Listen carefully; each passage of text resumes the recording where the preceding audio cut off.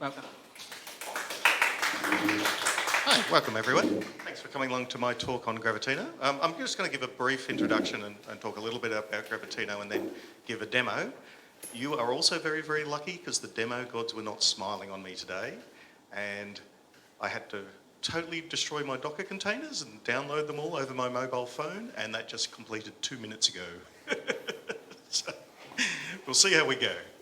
So let me just, no.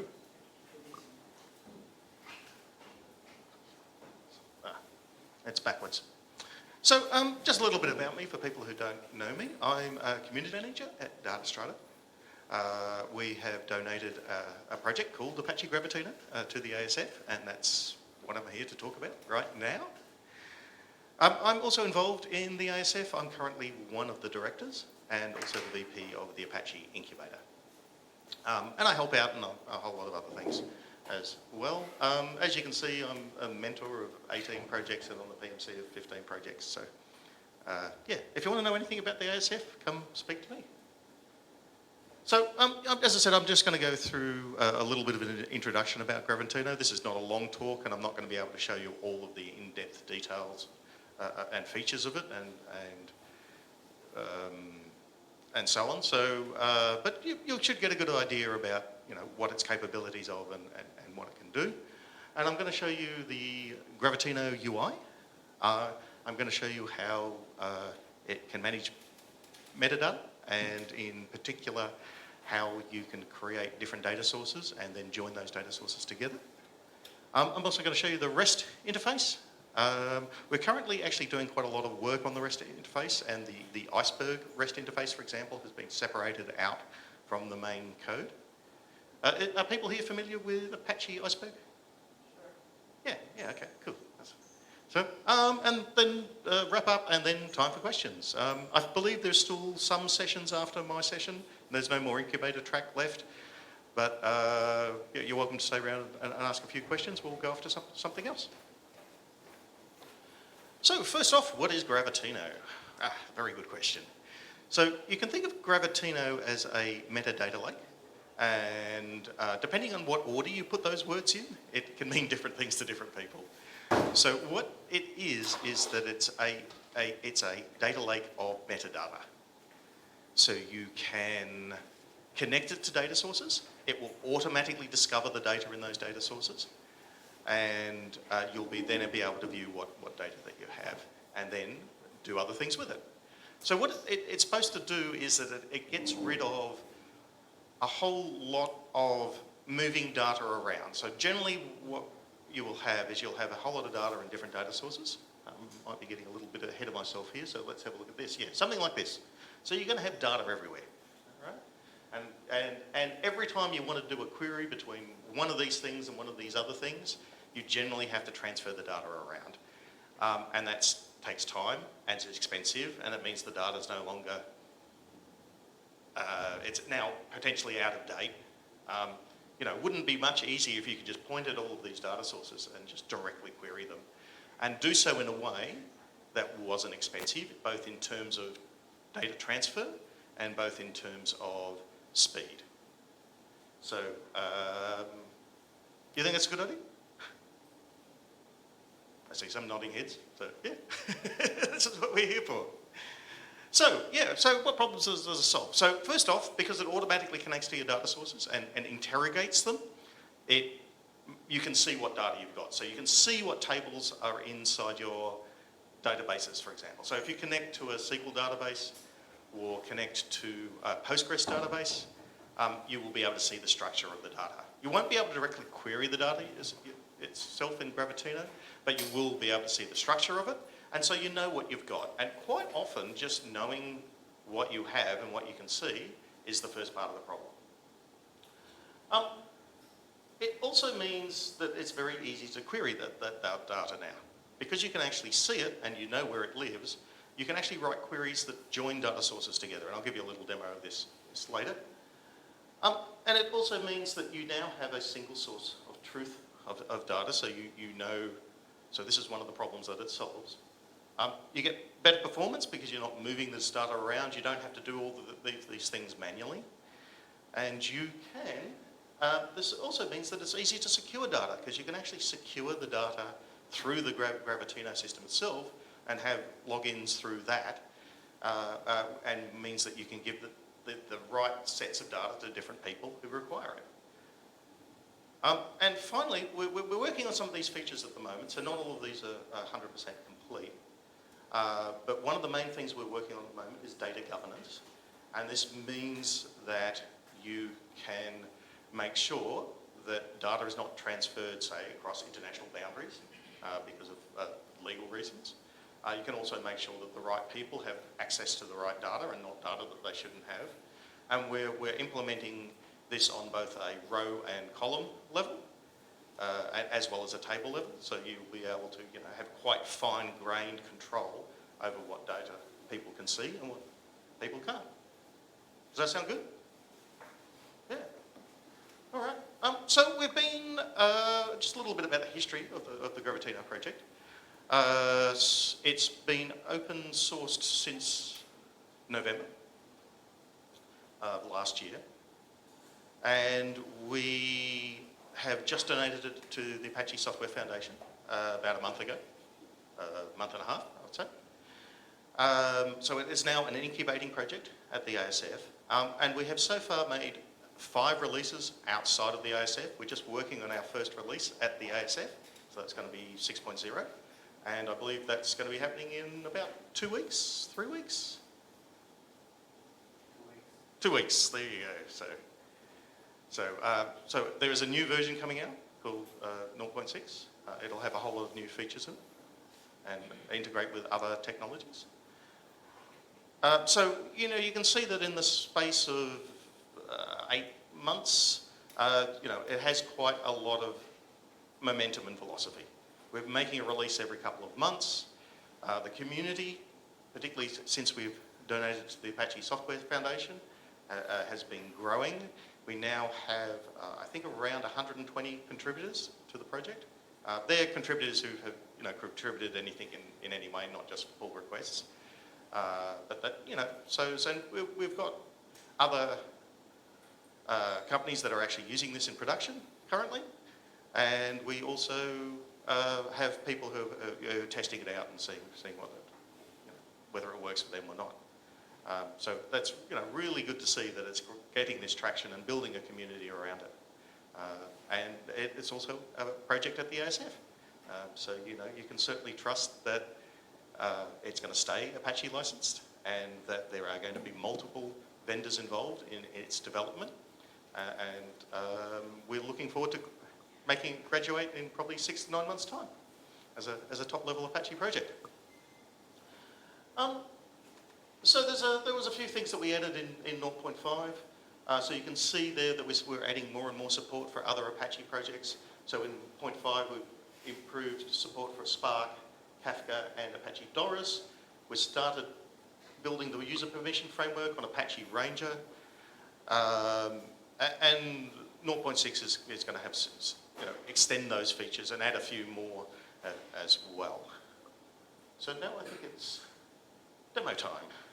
So let's see if this is going to work. Hopefully the demo gods will be kind to me. Just let me get out of this. Okay, so if I make that full screen. So here's the Gravitino UI. And you can see there that what I've done here is I'm using Docker and a whole lot of Docker containers. And I've started up what we call the playground. And if I have a look at Docker here, that might be a bit small to see. You can see there's the Gravitino playground running, and it's got an instance of Postgres, MySQL, Spark, Hive, Gravitino, Trino, and Jupyter all running there.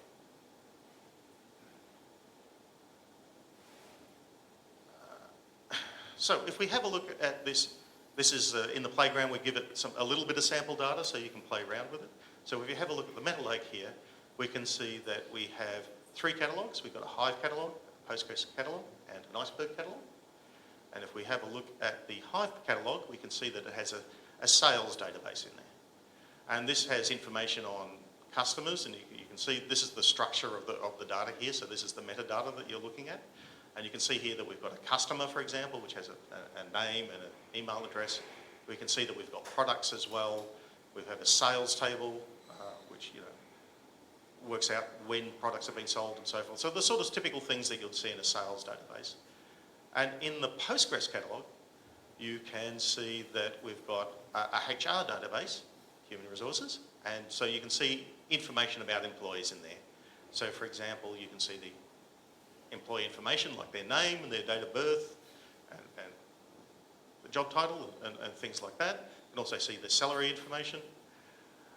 So we've got this Hive database here, which has all the sales information in it.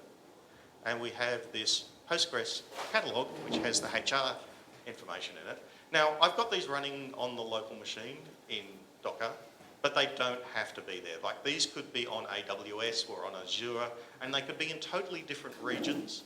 And they could be, like you could have one on AWS in China, and well, that's probably not a good example actually. But you could have one on a cloud provider in China, and you could have another on AWS in the US, and you can very easily join that data together. I'll just show you the simple interface that it's got here as well. So those data sources that I showed you there are mostly relational data sources. So, but we do actually support other ones as well. So if I, that's not what I'll do, sorry. If I go into here, if I create a new catalogue here, you can see that there's type relational, and currently we support Hive, Iceberg, MySQL, Postgres, and Apache Doris. But we also support messaging, which is currently Apache Kafka and anything that supports Kafka. And we also support file sets with Apache Hadoop. So this is more for maintaining AI type information or other large amounts of data. The 0.6 release is going to extend this functionality quite a lot, and it improves S3 support, for example, and a few other things along those lines. So there you can get a good idea of about what you can do here. So let me just show you some queries now. Let's just make sure that I can actually connect here. No, it's connected already. So let's just do a very simple SQL query. Can everyone see that up the back there? Let me just make that a bit bigger. Right, there we go. Should be able to see that now. So this is a very simple SQL query. This is querying the Hive catalogue, and it's just getting you the state with the most sales. So if I run that, you'll see that it returns some US states with the total value there, and that's the total sales for each of those. And you can see that was reasonably quick. But that's not so interesting. Like that is just querying a single catalogue, and you can do that with just about anything. Where it gets more interesting is if you want to join catalogues together.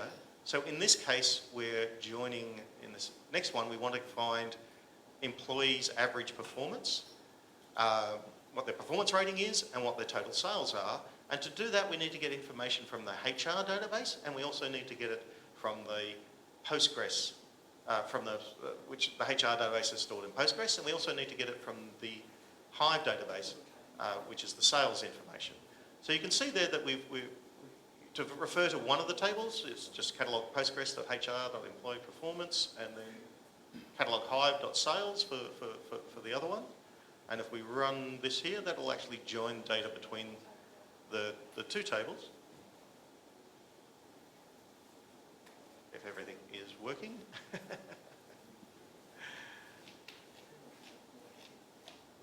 Oh well. It should join data between everything there. Let me just check my Docker containers and see if everything is running. Oh, everything seems to be running there. That's all good. Ah, there we go. It just took a little while to get there. I was being impatient. Let me just run that again.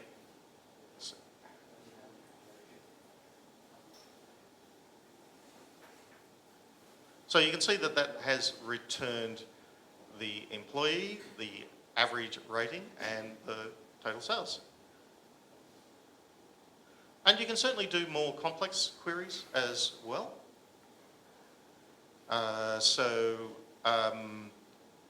You know, most of these queries here are, let's go down to quite a complex query. So this is the employee and products that sold the most in 2023. So let's just run that and see. Wait for the results to come back there. There's only a small amount of data in this, but this is not a production system. This is all running on my laptop. It's not running in the cloud, and I've got 8 or 9 Docker containers there. I'm probably stressing my poor little computer out at the moment. So, you know, this is, and there you go. So it returns the 2 products that sold the most there. So you can see that so this playground that I've got here is just for you to have a play around with it and to make sure that you can understand what its capabilities are. This is not intended for production systems. You know, if you were to deploy it in production, you would have multiple instances of Gravitino running on different cloud providers, more than likely, and you would do it that way. So this is just an easy way to get started and to show you the capabilities of what it is. Okay, so let's have a look at what else we can do here. So let's make that, sorry, let me just clear that off. So it also has a REST interface. So for example, we can create meta lakes. So if I create a meta lake there and connect to it, if we go back to the UI, go to Gravitino, you can see that this new test meta lake has appeared in there. So we can also create catalogs and other things. I'm just going to copy a couple of commands here, so just give me a second.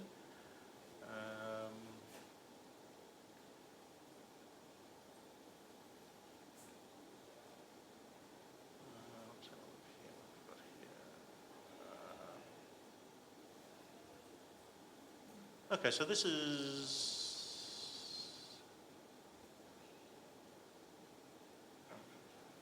creating a new one. I don't want that.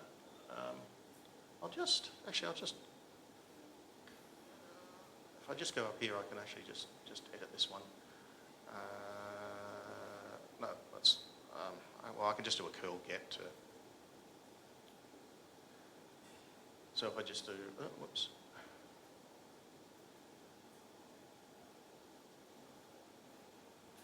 So if I just do a curl and hit the Meta Lakes API there, it's just going to return all of the Meta Lakes, and then I can, you know, as usual with REST interfaces, I can, you know, say, show me what's in the demo one, and it'll actually return information about that. I can then ask it for the catalogs inside that. Oh, whoops. Catalogs, I believe. Yes. So you can see there that REST interface has now returned those, and you can keep going and going and going and go down to you know, the table level and so forth. You can also even, you know, create tables and do everything via the REST interface there. So as well as the REST interface, we've also got a Java API. So if Java is your cup of tea, you can connect to it directly via Java. And we also have a Python API as well. So you can access it via Python. The Python API has been added more recently, and that was because, you know, we're trying to support AI and AI style projects, and generally the programming language of choice in AI is Python. So you can see that it's quite versatile in that it's got the REST interface that can integrate with it and do quite a lot of things, and we can also integrate it via Java or via Python.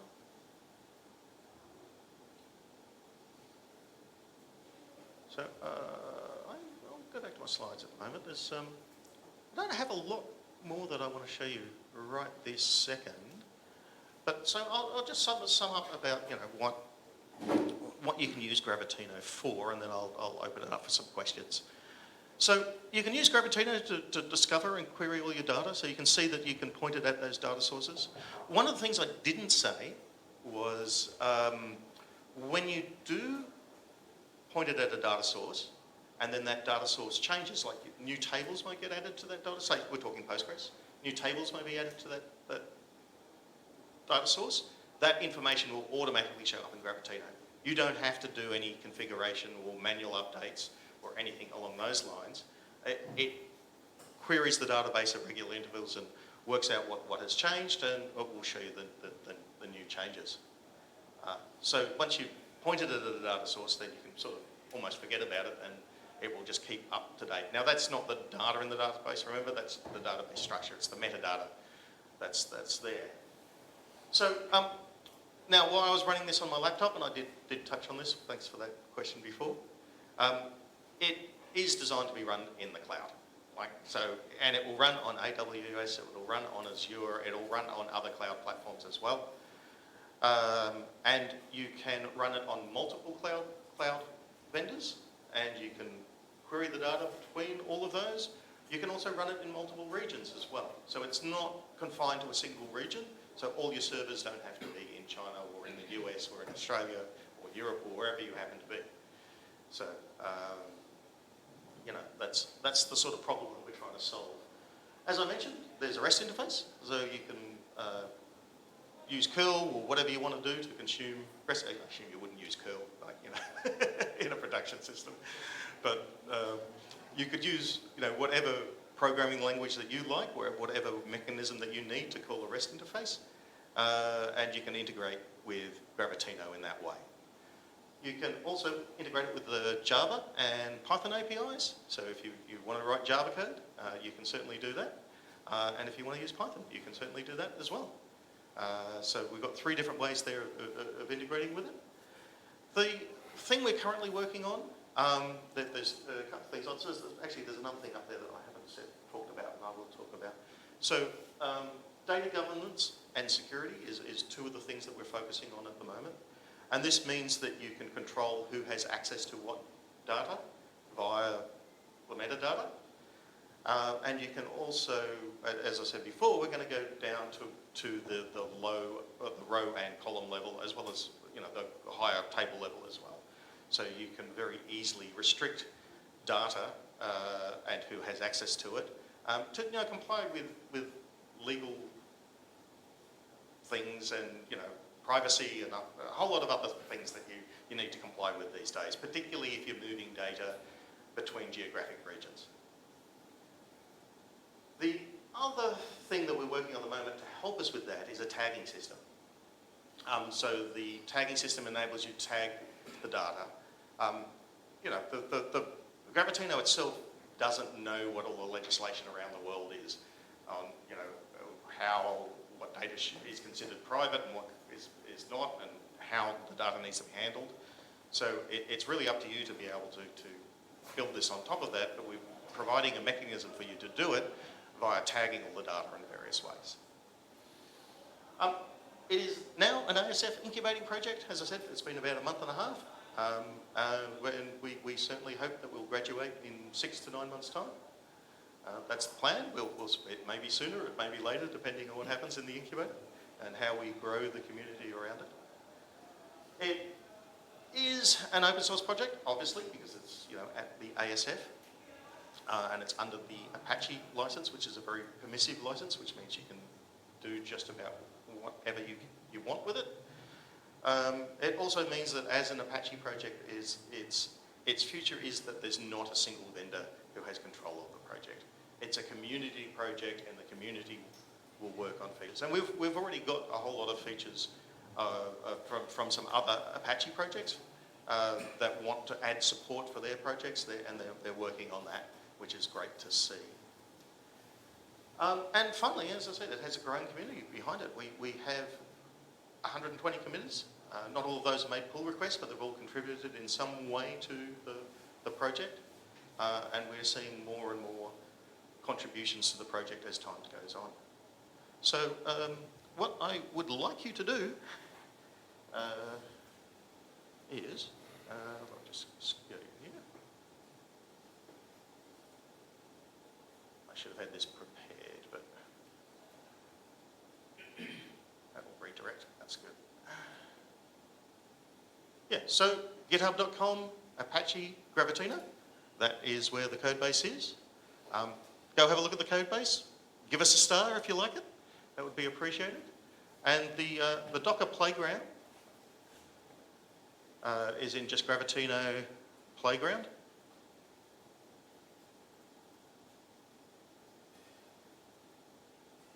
There you go. And that will set up all those Docker containers and give you a nice, simple sample environment that you can have a playground with. So again, go to both of those and have a bit of a play and tell us what you think. We'd love your feedback on it. So do we have any questions? Up the back. Craig. How do you consider your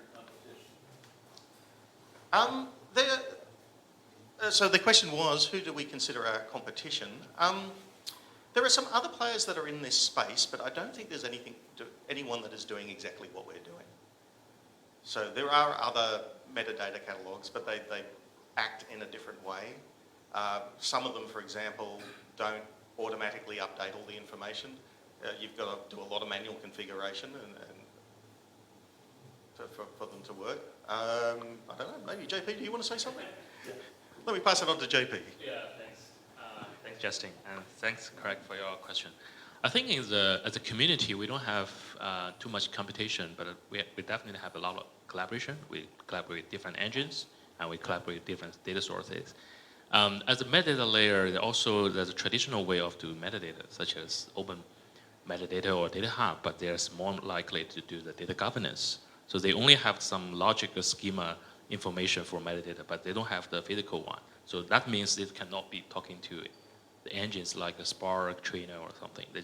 They just be using to do access control or your lineage. So that's different.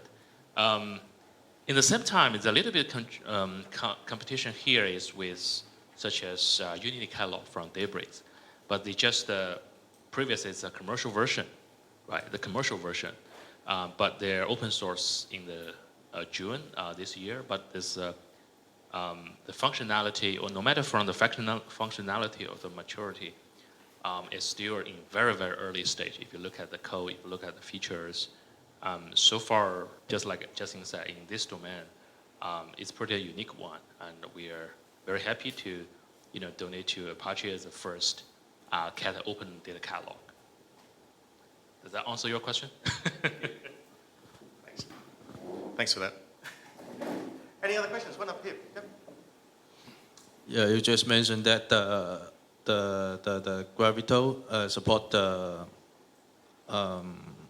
based on the user role for the data governance. Yep. But actually, I'm working a worldwide international IT consulting company. Yep. So we have a worldwide client.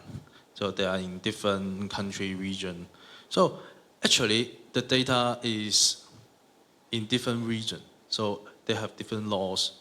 Yep. But you are mentioned that you are by role. Is it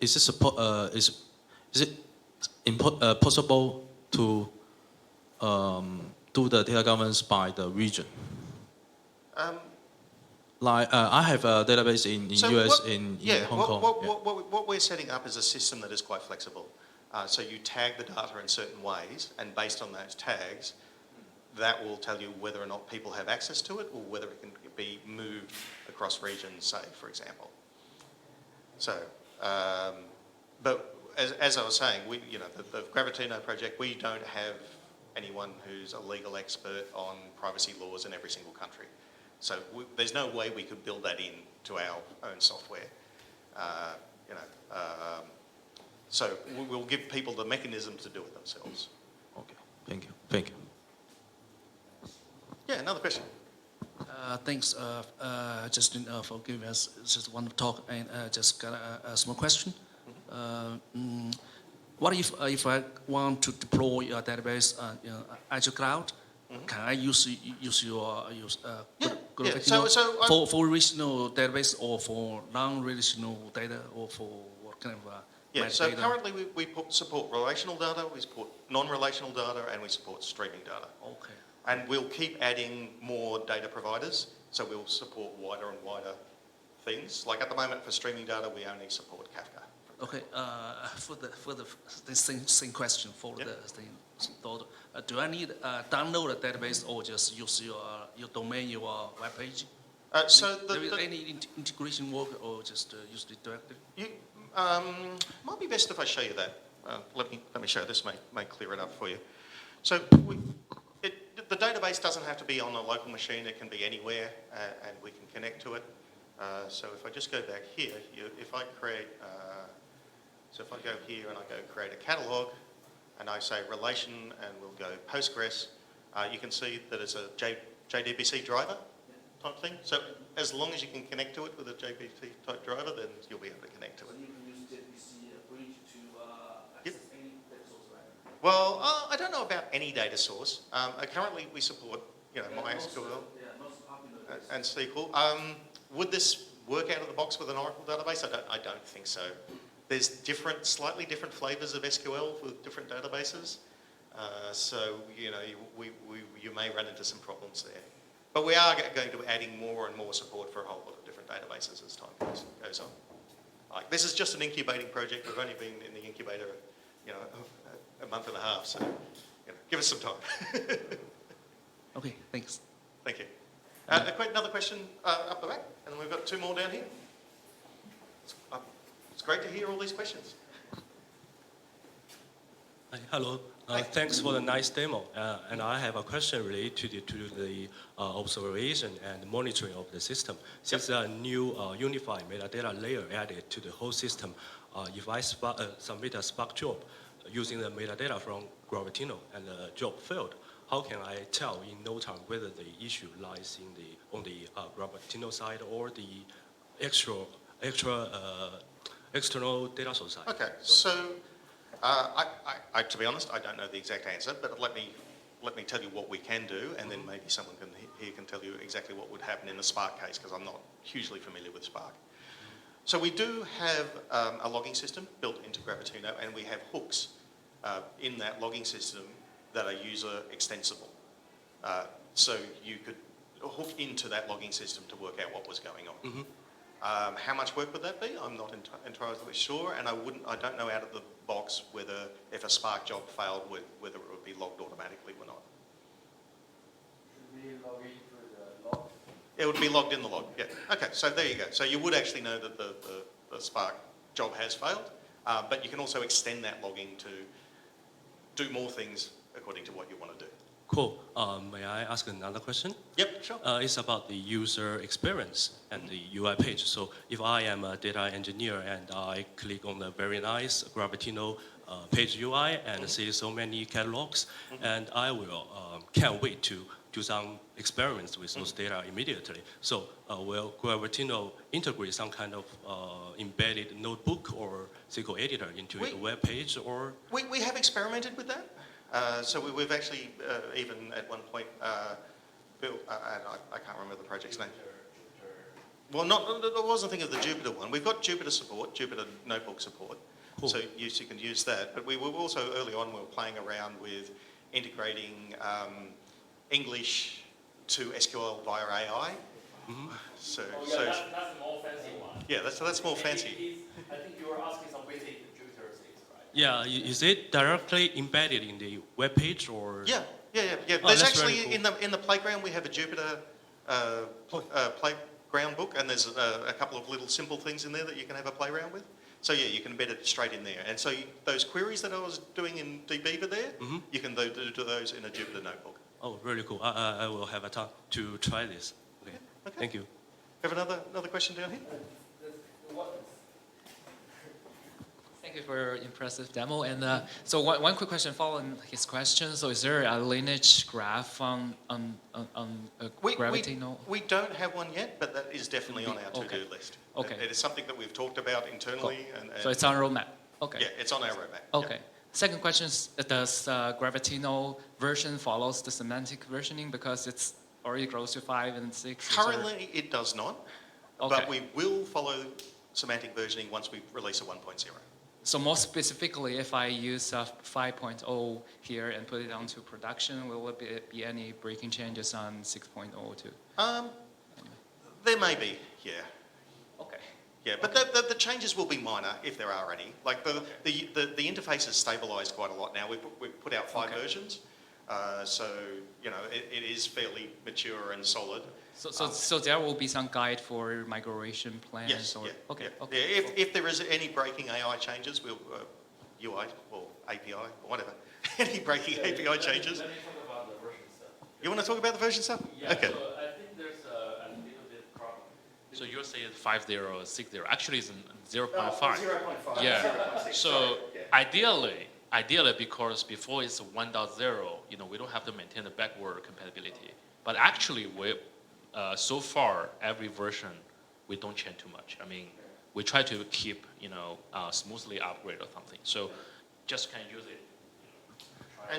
And if you have a look at our documentation, you'll see that when we add features, we tag what version it's in.